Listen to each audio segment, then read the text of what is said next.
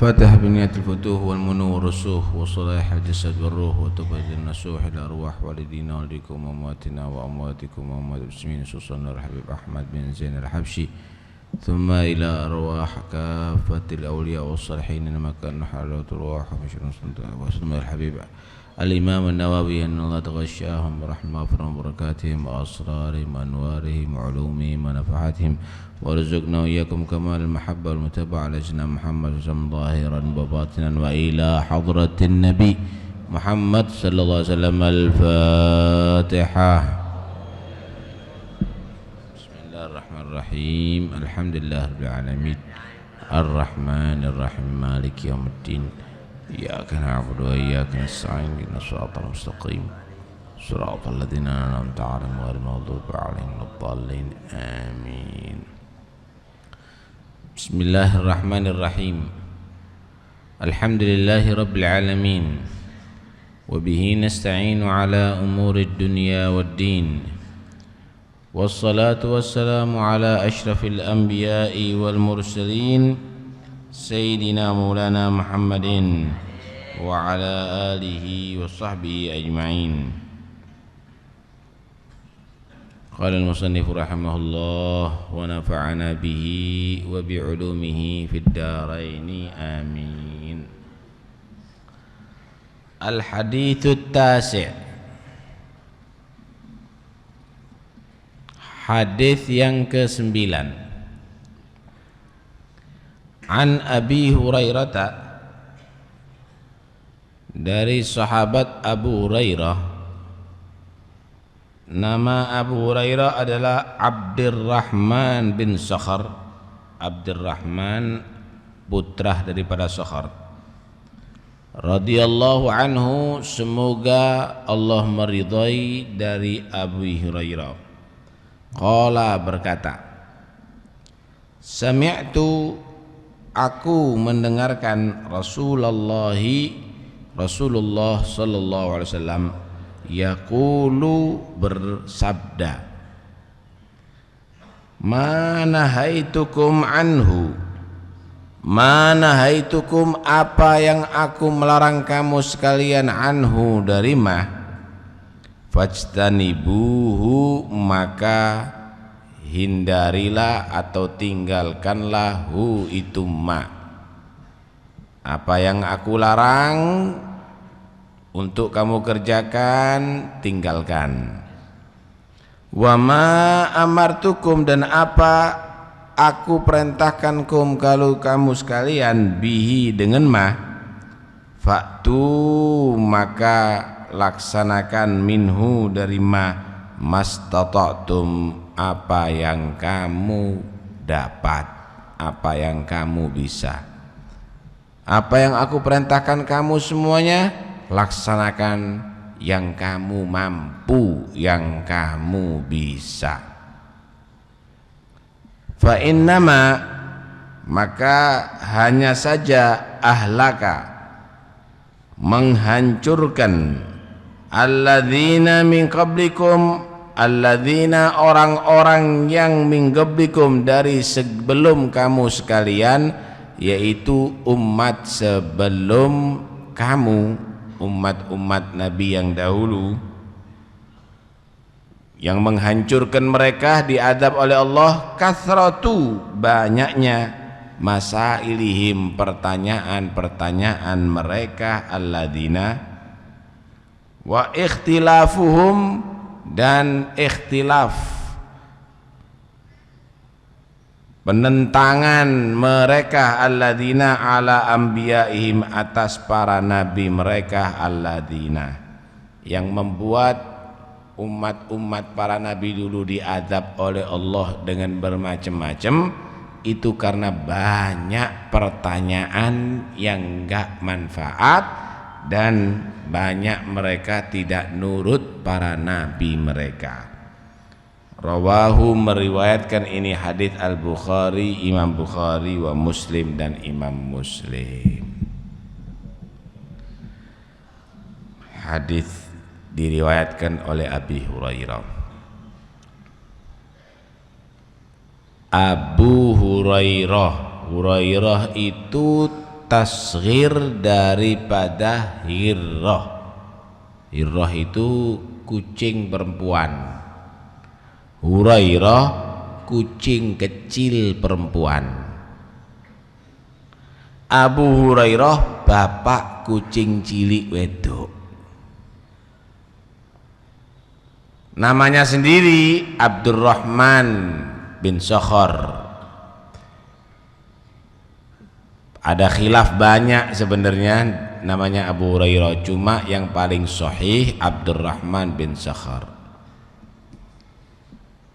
Kenapa kok dijuluki bapak kucing cilik?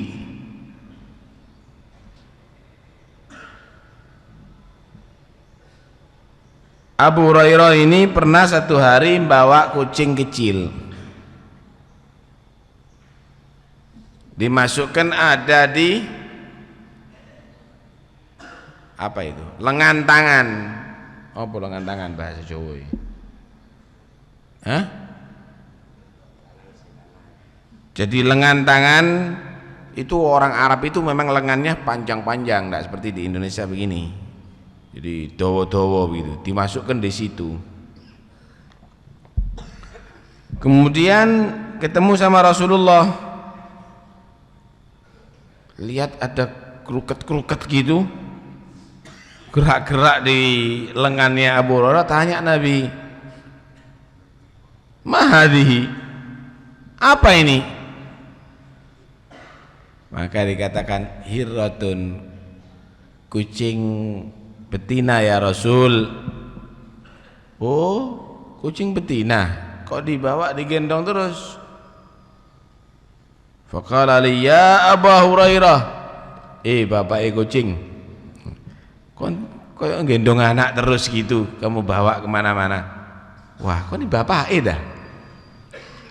Dari julukan itu akhirnya terkenal Abu Hurairah bapak kucing cilik, karena senang sama kucing. Abu Hurairah itu Abdurrahman, namanya Abdurrahman bin Sakhar.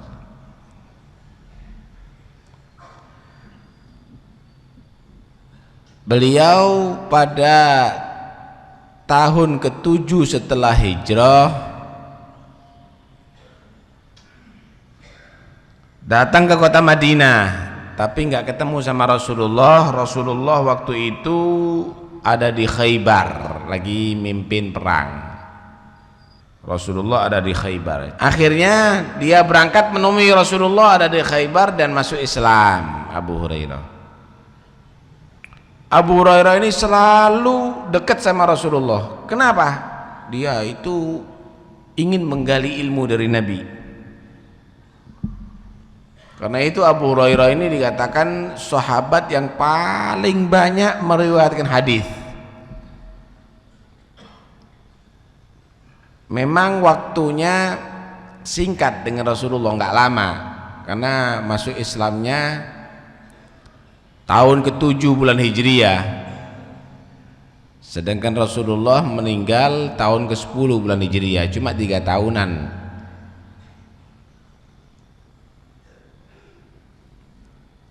Cuma Abu Hurairah ini ngambil kesempatan banyak dengan Nabi, karena memang Abu Hurairah ini nggak punya rumah. Dia termasuk pemimpin Ashabus Suffah.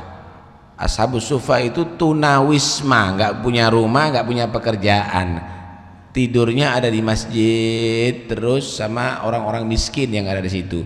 Jadi masjidnya Rasulullah itu ada satu tempat khusus untuk tidurnya orang Ashabus Suffah.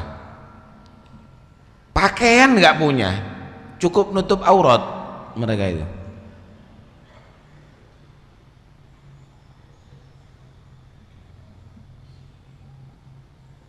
Akhirnya Abu Hurairah punya kesempatan banyak ketemu dengan Nabi. Lawang Nabi itu rumahnya dekat dengan masjid, setiap saatnya sholat di masjid,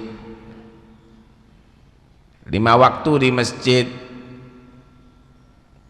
Yang lainnya banyak sibuk ngurusi toko, ngurusi pekerjaan, ngurusi peternakan, ngurusi pertanian. Abu Hurairah gak ada sing diurusi, nggak ada. Akhirnya sering ketemu dengan Nabi, tanya dengan Nabi, dengarkan sabdanya Nabi, dengarkan hadisnya Nabi.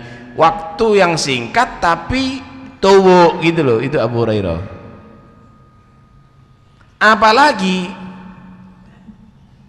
satu saat pernah Rasulullah duduk, kemudian Nabi menyatakan, ayo man yabsutu thawbahu hatta afrugha min hadithi thumma yagbidahu fa innahu laisa yansa syai'an sami'ahu minni abada. Siapa yang mau sekarang menghamparkan kainnya untuk aku bawakan banyak hadis-hadisku, kemudian kain itu ditelekep sama dia, dipeluk sama dia, maka dia tidak menjadi orang lupa daripada hadisku seterusnya selamanya. Nabi nawari, ayo siapa yang kepingin nggak akan lupa daripada hadis-hadisku, sekarang siapkan kainnya, saya akan utarakan itu hadisku. Jadi seakan-akan hadis itu jadi barang ditekek ono di atas kain. Nanti kalau ditelekep masuk ada di hatinya, nggak akan lupa selamanya. Langsung Abu Hurairah, aku ya Rasulullah. Nabi nyeritakan itu, Nabi sabda itu, sabda ini banyak sekali. Kemudian sama Abu Hurairah ditelakep. Kata Abu Hurairah, aku semenjak itu tidak pernah fa wallahi ma nasitu syai'an sami'tu minhu. Aku semenjak itu tidak pernah lupa sedikit pun daripada yang aku telah dengarkan daripada Rasulullah. Jadi mukjizatnya Rasulullah ini, koyok-koyok ditekek begitu, telakepen wis, ini bahan memori, alat untuk bisa merekam semua hadisnya Rasulullah. Memang Nabi itu mempunyai sahabat macam-macam. Abu Hurairah digawe rekaman, semua hadisnya Nabi direkam sama Abu Hurairah. Abu Hurairah bisa mengingat semua yang disabdakan oleh Rasulullah SAW. Jadi sahabatnya Rasulullah itu macam-macam ya.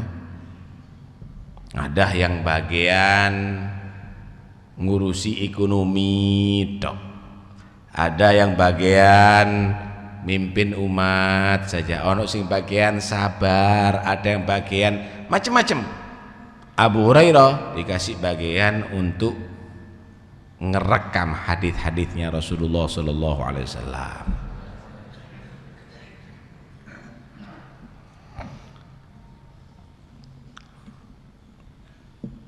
Beliau menjadi pemimpin para sahabat ashabus suffah yang hidupnya ada di masjid.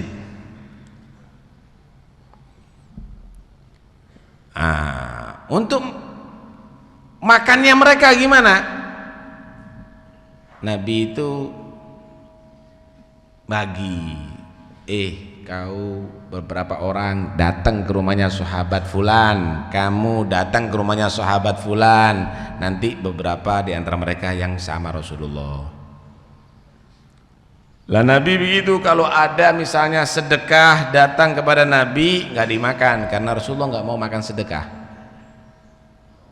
dikasihkan kepada mereka, kirim no yang ashabus suffah. Kalau dikasih hadiah diambil sama Rasulullah seperlunya, yang lainnya dikasihkan kepada ashabus suffah. Kalau saiki ya, kalau dapat hadiah lali yang dimuriti. Kalau Rasulullah enggak, diambil sedikit, yang lainnya untuk murid-muridnya. Itu Rasulullah SAW. Puluhan ashabus suffah, kalau enggak salah 80-an gitu ya. Mereka itu selalu ditanggung oleh Rasulullah. Cuma ya kadang-kadang ndak ono panganan. Bengong ini ya. Kadang-kadang tidak ada makanan.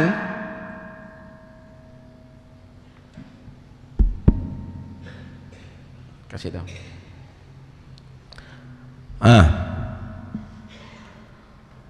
Akhirnya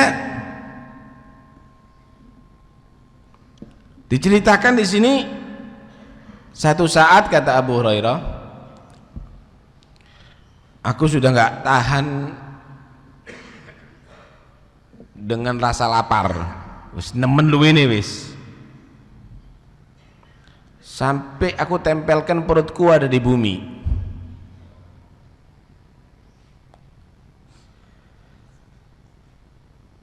Akhirnya ngambil beberapa batu, dicancang begitu sama Abu Hurairah. Akhirnya Abu Hurairah duduk ada di dekat masjid. Abu Hurairah ini sengaja mau menyapa beberapa sahabat, tujuannya supaya ditanya begitu. Abu Hurairah mau makan, kok pucet, kok itu? Langsung Abu Hurairah akan jawab, ya aku lapar. Jadi jiwanya sahabat itu sekalipun butuh nggak jauh, nggak seperti sekarang. Rokok ngepak sih ngemis kadang-kadang, melasan. Sahabat nggak begitu, sekalipun lapar nggak mau minta. Lah Abu Hurairah berharap ada yang tanya keadaannya dia. Caranya gimana? Pura-pura dia tanya masalah ilmu. Ketemu dengan Sayyidina Abu Bakar, tanya, Abu Bakar, ayat Quran yang berbunyi gini itu ya apa? Oh begini. Udah ya, tinggal. Lu Abu Hurairah bukan nggak paham, tanya kepada Sayyidina Abu Bakar, tujuannya setelah itu takoni, kenapa sih Abu Hurairah kok ketok lemes ngono? Kenapa? Langsung, iya saya lapar gitu. Cuma Sayyidina Abu Bakar kurang tanggap waktu itu, mungkin lagi sibuk. Kemudian jalan lagi Sayyidina Umar bin Khattab, Umar, anak mau tanya, di Al-Quran itu ada ayat ini, apa terusannya? Oh begini. Oh ya wis, ayah saya duluan Abu Hurairah. Ya lemes Abu Hurairah, tidak ada yang paham dengan maksud saya. Akhirnya ketemu dengan Rasulullah SAW. Belum ngomong dipanggil, Abu Hurairah, lebih ya Rasulullah, ayo ikut aku. Iya ya Rasul. Wah kalau diajak Nabi berarti beres wis urusan. Masuk Rasulullah ke rumah. Abu Hurairah minta izin, aku masuk ya Rasul. Masuk. Masuk ke dalam, Rasulullah melihat ada satu wadah susu begitu, tanya sama keluarganya, ini susu dari siapa? Ahdaulana fulan, dikasih hadiah sama si fulan ya Rasul. Oh hadiah, berarti aku dapat bagian. Kalau sedekah langsung kasih. Panggil Abahir, Abu Hurairah, ya Rasul, intalik ila ahli suffah fad'uhum, berangkat ke masjid lagi, teman-teman kamu semuanya panggilan, ini ada susu sedikit, ayo dirasakan bersama. Kata Abu Hurairah, fa'ahzanani, susah aku, kata Abu Hurairah, susah aku. Kenapa? Kuntu arjuan usiba minal laban syarbatan agwa biha baqiyata yaumi wa lailati. Aku ini berharap untuk tak puas-puas sudah minum susu itu. Kenapa? Udah berhari-hari nggak makan, supaya mantep gitu loh. Apalagi anak jadi pesuruhnya Nabi nih, disuruh ngundang, berarti jelas terakhir makanku. Berarti termasuk panitia ini ya. Panitia ya berarti terakhir makannya.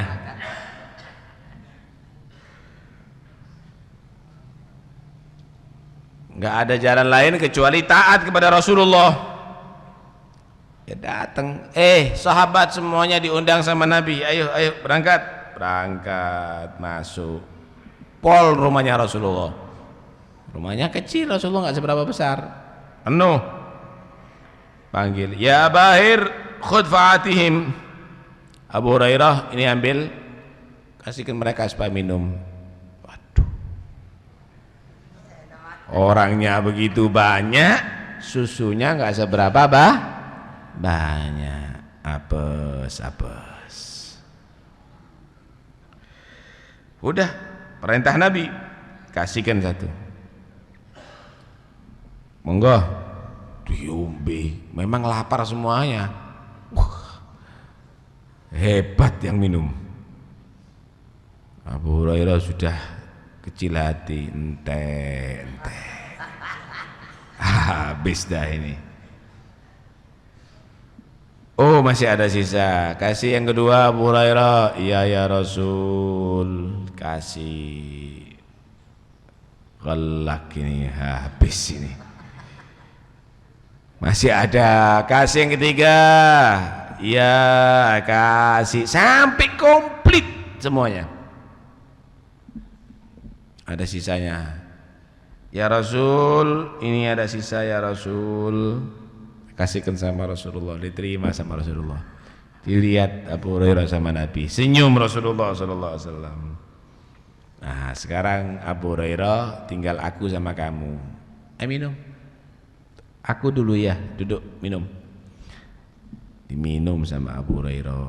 Malu-malu Abu Hurairah minum pertama. Minum lagi, kata Rasulullah. Lagi ya Rasul, iya. Serius minumnya dah.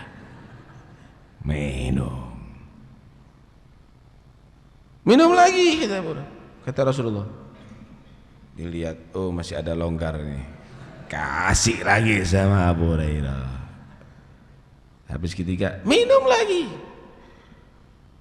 Walladzi ba'atsaka bil haqq ma ajidu lahu maslakan. Ya Rasulullah, demi yang mengutus kamu Allah, demi Allah yang mengutus kamu, nggak ada jalan lagi untuk masuk, sudah bol ya.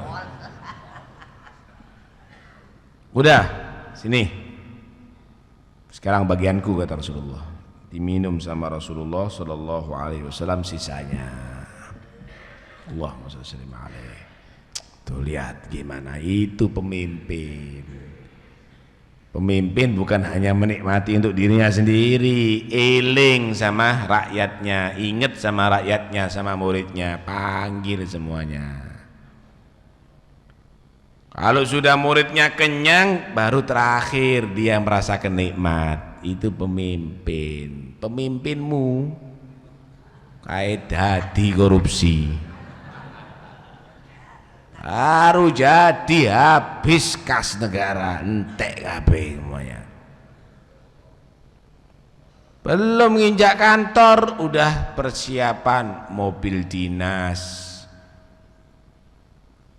ntar lagi rumah dinas, apa mana ndak dinas kabeh, semuanya dibiayai. Gitu masih korupsi. Tapi lihat Rasulullah,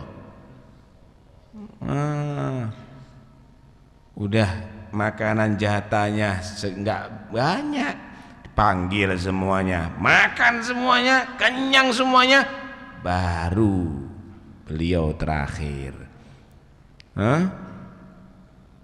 Sayyidul Qawm akhiruhum syurba. Pemimpin itu adalah terakhir menikmati, bukan minta menikmati pertama kemudian rakyatnya menjerit-jerit. Pemimpin yang penuh pengorbanan demi untuk kemakmuran rakyatnya sallallahu alaihi wasallam.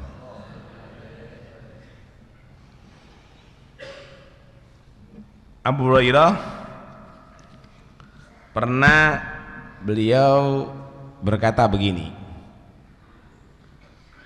usibtu thalatha masaib fil Islam,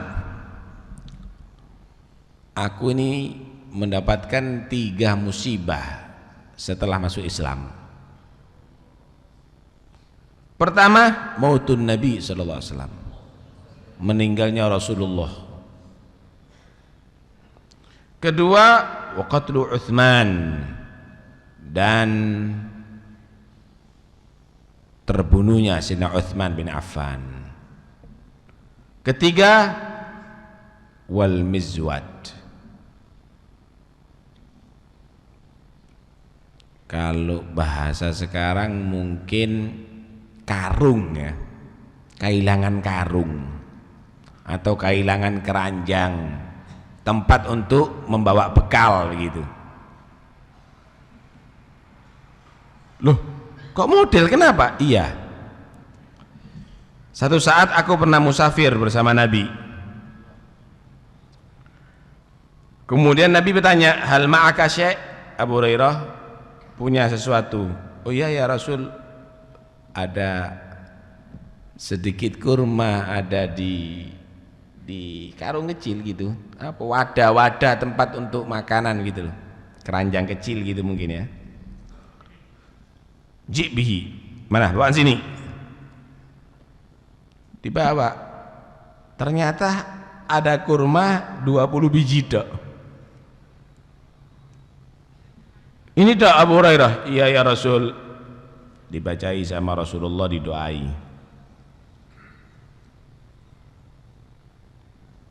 Satu persatu kurmanya didoai sama Rasulullah sallallahu alaihi wasallam. Udah, sekarang itu pasukan semuanya, Nabi waktu itu banyak bawa pasukan, suruh masuk 10-10 kata Rasulullah, suruh masuk 10-10, masuk 10, dijak bicara sama Rasulullah, ngobrol, ayo mari makan sampai warak, nggak ente-ente itu. Datang lagi 10, dijak ngobrol sama Nabi, ayo makan, datang lagi 10 sampai semuanya warak.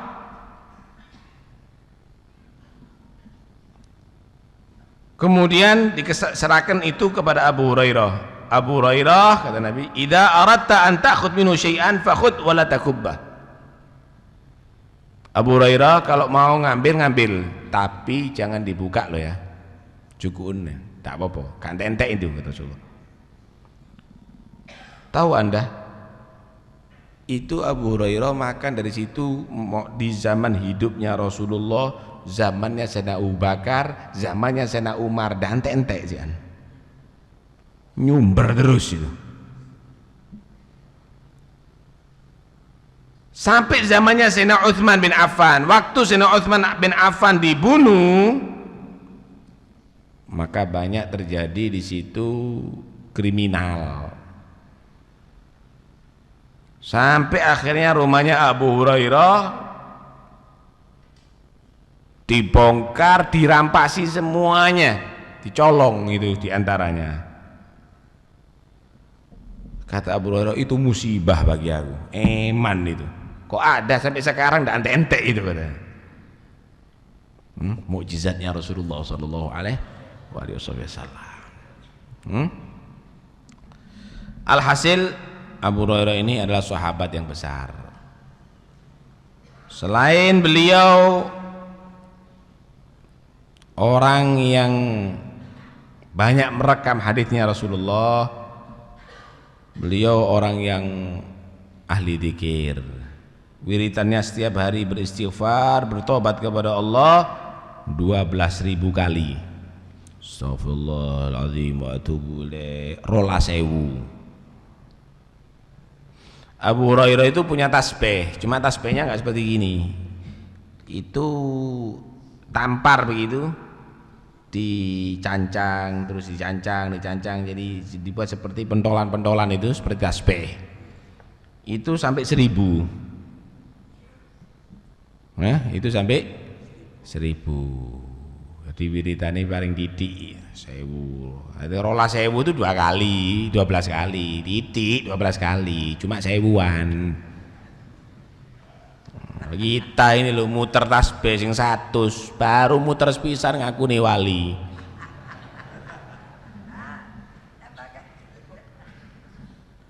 Nah, Abu Hurairah dia hidup bersama istrinya dan dia juga hidup bersama pelayannya. Akhirnya diatur, kau pelayan untuk qiyamul lail sepertiga pertama, kau istriku misalnya, atau aku sepertiga kedua, kau sepertiga ketiga. Jadi sering jogo. Yang pertama pelayannya misalnya sholat, siapa sepertiga nang ini bagian sampean, aku turu lagi untuk tidur. Ora sepertiga kedua. Kalau sudah gitu, ayo kon mari ngono, aku saiki turu.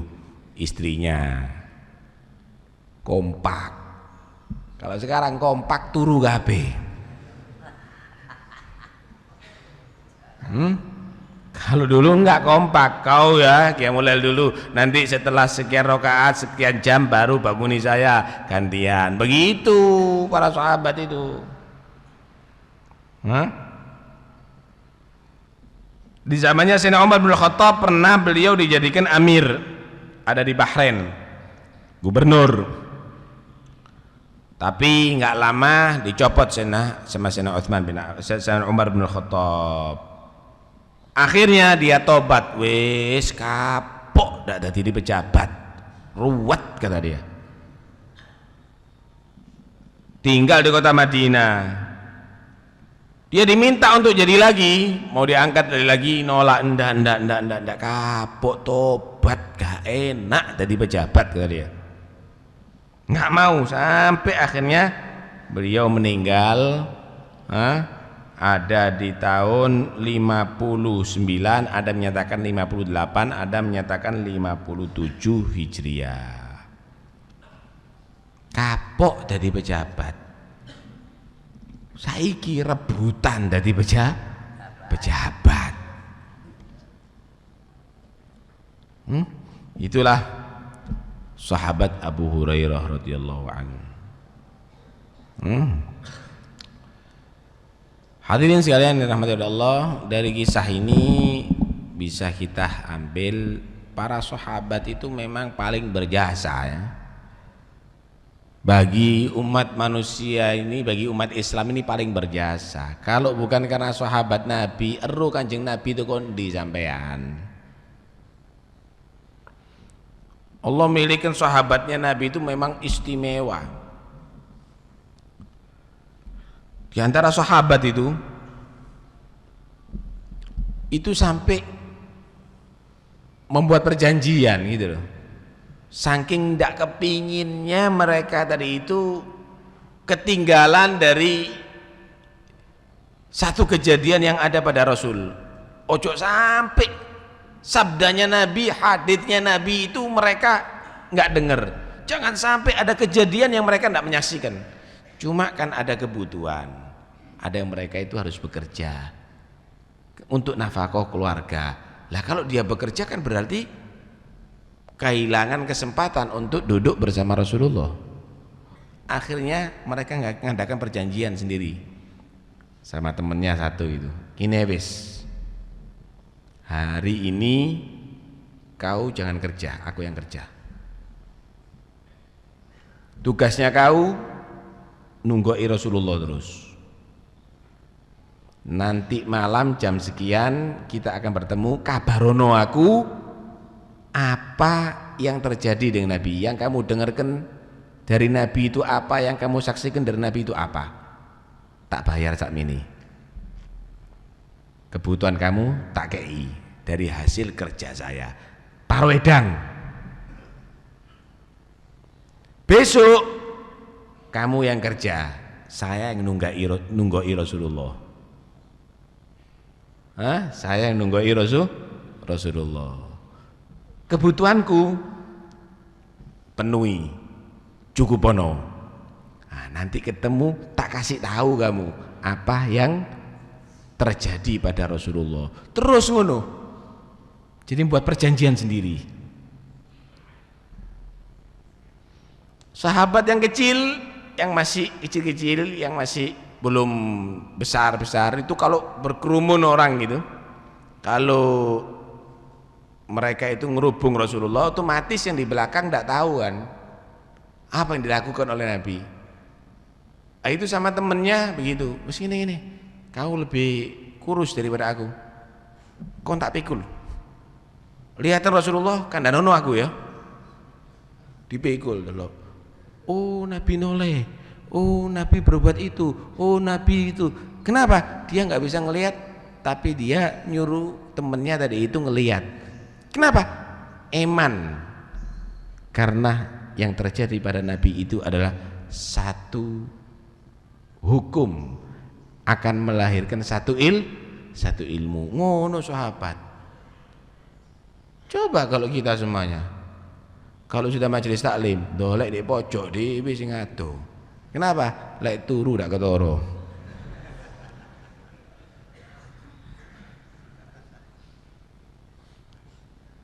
Walhasil sahabatnya Rasulullah ini adalah orang yang paling berjasa untuk Islam ini, paling berjasa saudara. Belum lagi peperangannya. Perang itu terus ngedepi orang musyrik Arab yang begitu ganas, keras. Belum lagi cuacanya yang panas.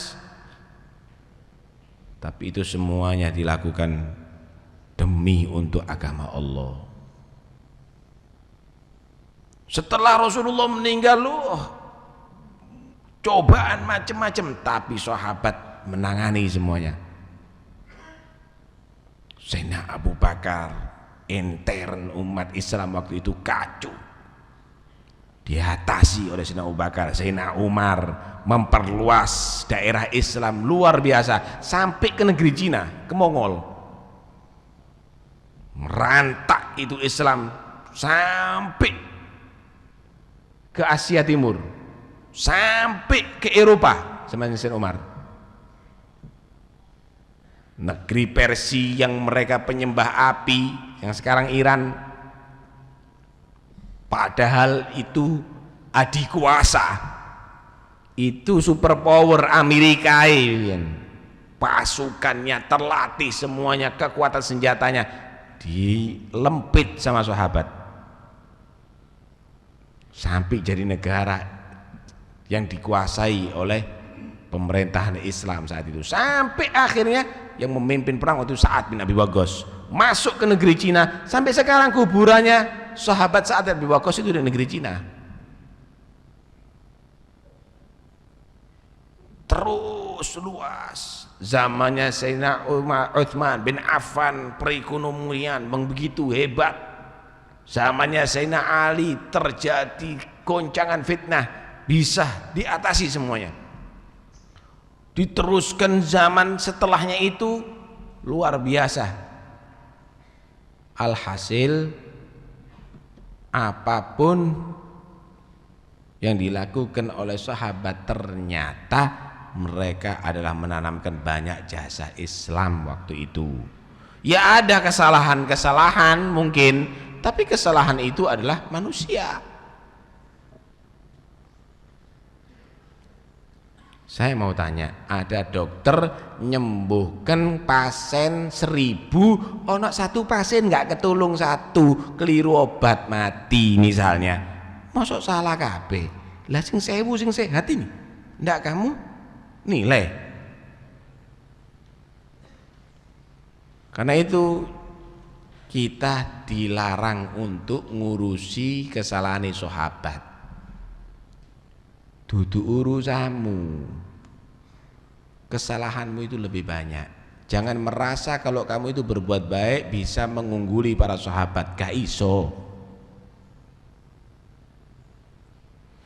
Kata Rasulullah SAW, Allah fi ashabi, fa wallahi law anfaqa ahadukum mithla uhudin dhahaban ma balagha mudda ahadihim wala nasifah wala nisfah.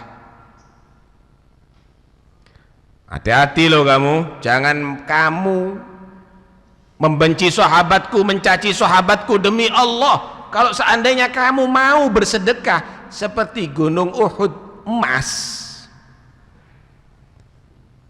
sedekah pahalanya kamu sedekah gunung Uhud emas tidak sebanding dengan pahalanya sahabat, sedekahnya sahabat segenggam beras. Jadi sampean masih gawe masjid 1000 gak iso ngalahno sahabat. Sahabat apa? Masjid siji, aku masjid 1000. Aduh. Podo ambek $100 ambek $100.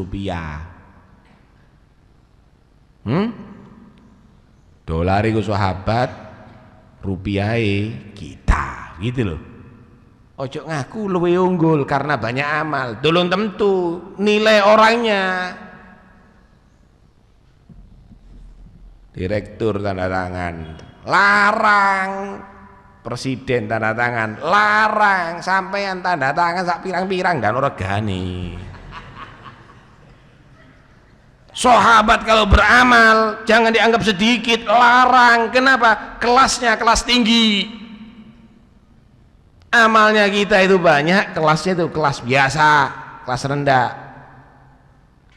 Jangan hubung-hubungkan diri kamu akan lebih bisa mengungguli karena amalnya lebih banyak. Gak iso. Itu sudah makomnya Allah berikan. Lah kalau ada sahabat tukaran, gimana? Kamu harus semuanya baik sama sahabat. Saya mau tanya, kalau bapak sama emak tukaran, belo sing di? Belo emak kurang ajar sampai bapak, belo bapak kurang ajar sampai emak. Carane ya apa? Ojo melok-melok. Duduk kelasmu. Kamu anaknya harus hormat kepada dua-duanya. Duduk kelasmu, ojo melok-melok wis. Iku bapak ambek emak wong tuamu. Ojo melok-melok wancene gendeng bapak iku misalnya. Kurang ajar. Emak iku karepe dhewe goblok misalnya. Kurang ajar bodoh ae. Apapun kesalahan orang tua itu bukan kelasnya kamu untuk menilai. Wajibnya kamu anak bakti kepada orang tua. Begitu. Terus siapa? Dongakno. Mudah-mudahan bapak diridhoi sama Allah, mudah-mudahan emak diridhoi sama Allah Subhanahu wa taala. Begitulah sahabat. Apapun yang dilakukan oleh sahabat, urusannya sahabat, duduk kelasmu kurang ajar. Terus gimana? Dongakno radhiyallahu anhu, rahimahullah. Mudah-mudahan Allah merahmati sahabat, mudah-mudahan Allah meridhoi sahabat. Kan ngono ah. Iki ndak sok. Salah kabeh, lah raimu gak salah. Enaknya itu loh. Itu orang namanya tidak tahu diri. Orang kalau tidak tahu diri itu berarti orang yang tertipu. Dia menganggap dirinya baik padahal welek. Tahu kepik sampean? Kepik itu bangga dengan baunya. Selalu dia menunjukkan kilo ambuku, tapi yang kena baunya kepik pasti kecewa. Oh, buai kepik ambu udah enak. Begitulah orang kalau nyaci sahabat merasa dirinya baik. Dia merasa ilmiah, ilmuku, kelakuanku. Padahal orang tahu ilmumu sak cuwil, akhlakmu bejat, perbuatamu elek. Karena itu nggak usah dikumpuli orang yang kurang ajar sama sahabatnya Rasulullah Shallallahu Alaihi Wasallam. Hadirin sekalian yang dirahmati Allah, itulah cerita sahabat Abu Hurairah. Insyaallah ahad yang akan datang kita akan bahas masalah hadisnya.